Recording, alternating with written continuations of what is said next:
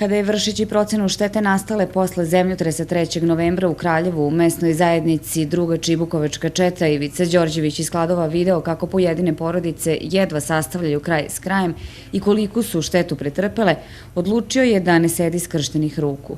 Rezultati su došli veoma brzo, pa je danas u ovoj mesnoj zajednici uručena novčana pomoć za 5 porodica, donacija Kuda mladost iz Hamburga. Saznali smo preko medija i toga za nesreću u Kraljevu i ja sam trenutno na odmoru, čisto u Kladovu, i drug Đorđević mi je prijatelj koji je bio na izviđenju ovde, koji je izmerio štetu, pa smo onda tako ušli u tu konstelaciju, rekao, slušaj, možda možemo nešto malo, neki mali doprinos, neku malu pomoć da damo. Skupili smo malo tu neke financijske sredstva, to čisto sa nastupa naše dece gore u Nemačkoj što je ostalo. I hteli smo da to uručimo, znači, najugroženim porodicama ovde u ovom kraju. Jedna od 5 porodica je i 8-člana porodica Gojković koja živi od jedne skromne penzije od 13.000 dinara.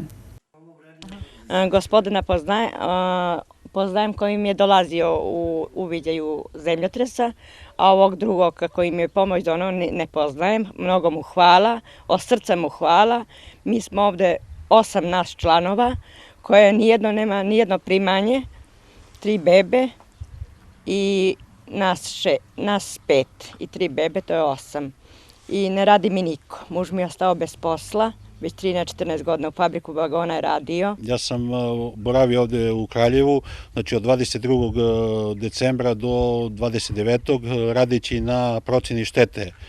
Radio sam ovo nasilje ovde, braća Pirić, sa ženim kolegom, i obilazići ove kuće, došao sam shvatiš i ovde u ovoj kući, čuo sam celu problematiku, priču da ima njih 8 i kako teško žive, i onda se jednostavno pojavio moj prijatelj iz Kladova, ponudio tu pomoć i onda sam krenuli ovde, uspostavio sam kontakt sa predsjednikom mesne zajednice i onda sam izabrao baš ovu porodicu da bude prva, pošto su najugroženiji ovako, mislim, što se tiče materijalno.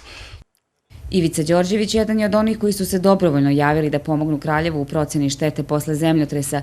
Vođen ličnim iskustvom kada je njegov grad bio pogođen poplavama, nije mnogo oklevao u preduzimanju koraka da pomogne ugroženim Kraljevčanima. Ta pomoć im je dobrodošla i ja sam, došao u Kraljevo da radim humanitarno, znači kompletno ti 7 dana, znači i ona sredstva koje budu meni uplatili tamo 200 dinara po zapis, ja ću to da vratim opet Kraljevo, znači to mi je prva stvar koju sam učinio. Možda ću da se vratim ponovo, sve zavisi od okolnosti, posla u mojoj firmi to. A kako nam je rekao Milan Adamović, prikupljanje pomoći za Kraljevo u Hamburgu se nastavlja.